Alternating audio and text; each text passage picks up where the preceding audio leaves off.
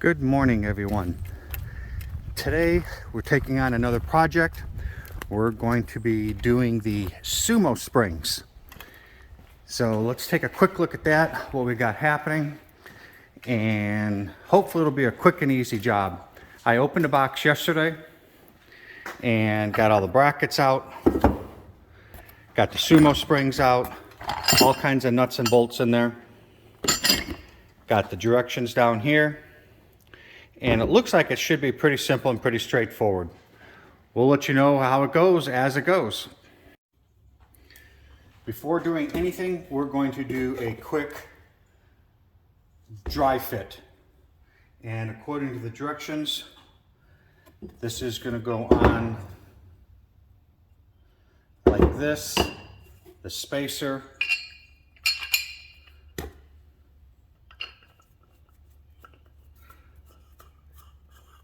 Just kind of like that. Of course, I'm just screwing it all by hand. And we got a couple of nuts. Got the U-channel. That goes on the bottom of the spring. And then, of course, there's nuts in there that are going to put that on. Now that we got it dry fit together, let's go dry fit it on the rig. Okay, so what we're ended up having to do here is we're going to have to notch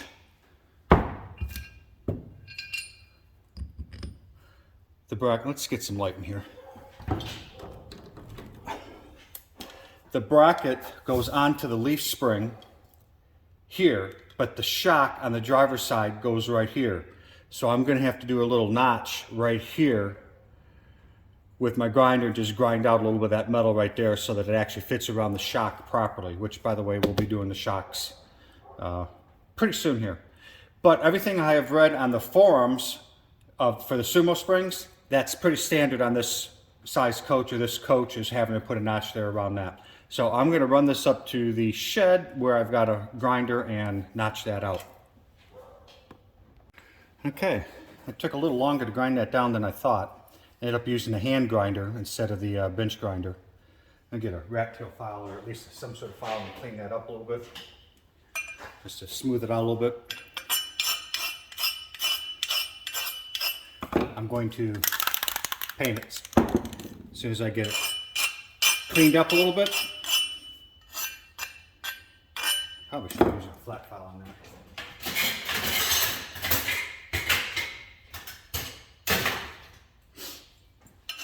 Oh yeah, there we go.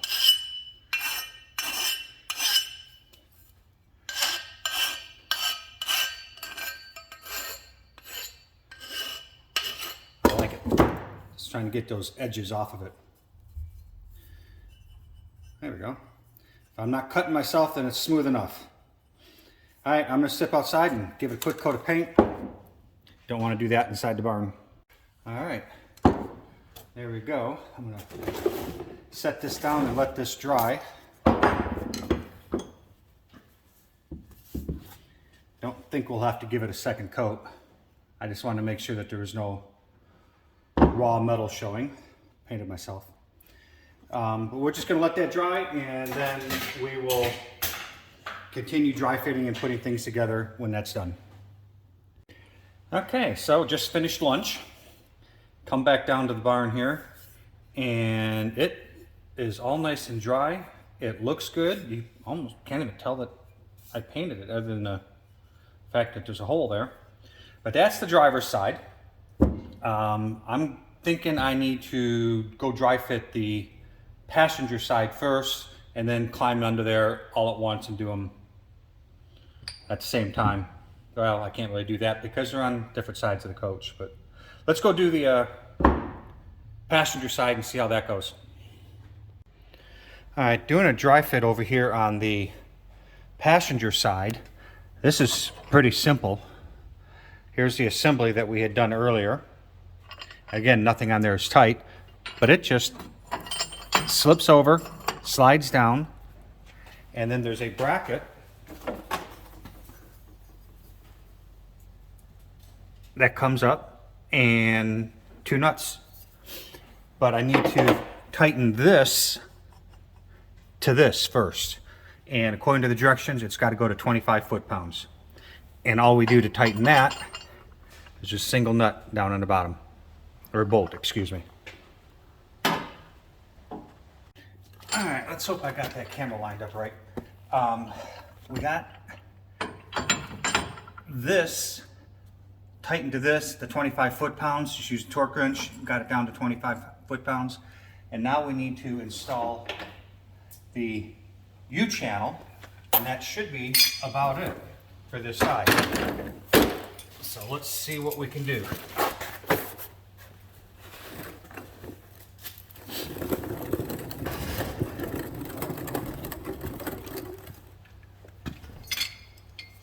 It says put the U-channel facing up.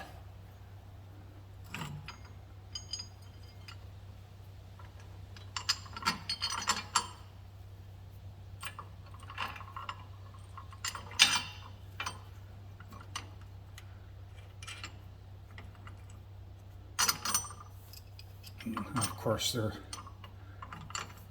self-locking, so I'm only going to be able to do them part way by hand.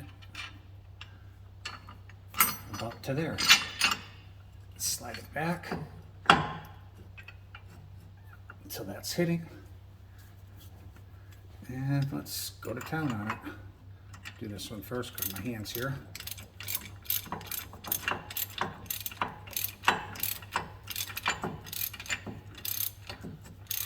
Oh, maybe we need to go get a impact wrench for this, or a power wrench. Let's do that. Let's use some electricity instead of muscle.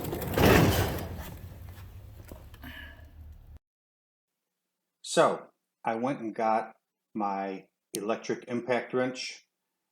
Makes life a lot quicker and easier when working with stuff like this. Overall, the passenger side went fairly well and fairly easy. The only thing I can say is don't forget a couple drops of Loctite.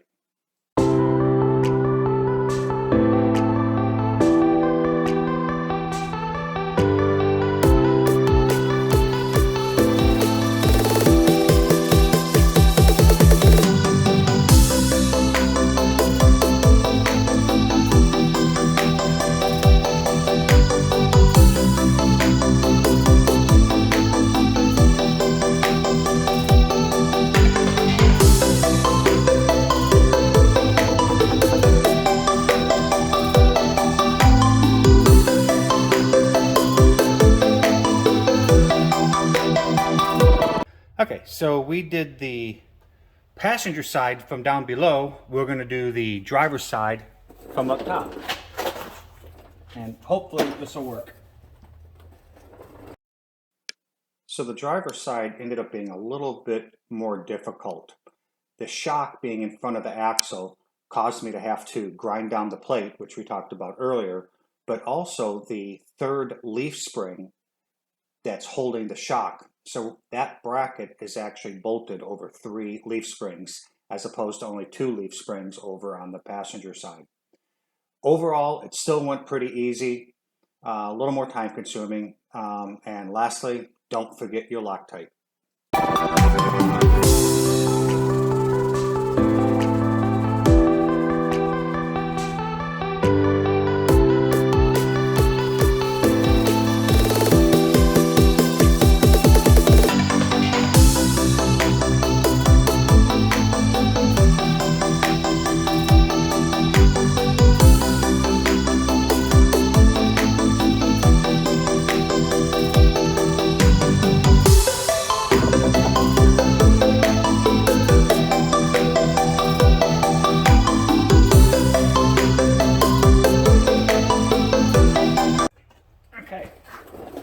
Got my torque wrench. Let's see what we got here. Oh yeah, well that's right there at 30, so that would be a little more comfortable, probably around 35 to 40.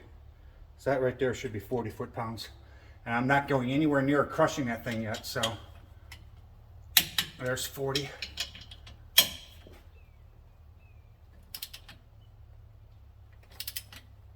There's 40. Okay. Yep, I got 40 foot-pounds on both. Just because I can, let's double check this one.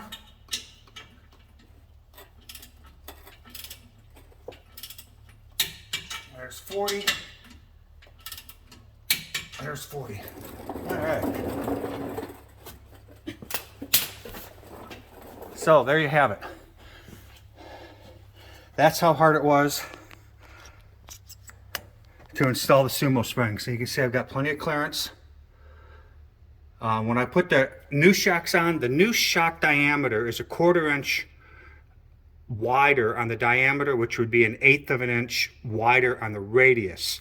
And I think I'm still going to have plenty of room there. So got that to the bracket at 25 foot-pounds per the directions. And the bottom I put to wherever it is, the other side of the shock. Took that to 45. So let's swing this around.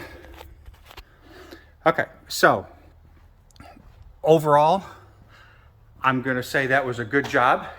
Fairly easy to do. I don't know if you can see that down in there. It's really going to be interesting to take it for a drive. A lot of people that I've talked to that have done this to the Senecas have put the shocks and the Sumo Springs on at the same time.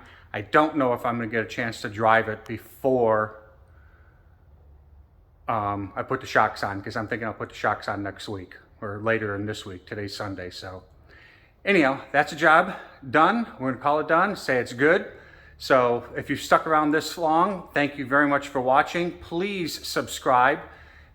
Takes you about a second to click that subscribe button, but it really does help us out. And hit the like button. That really helps us out too. So thanks for watching. Have a good day.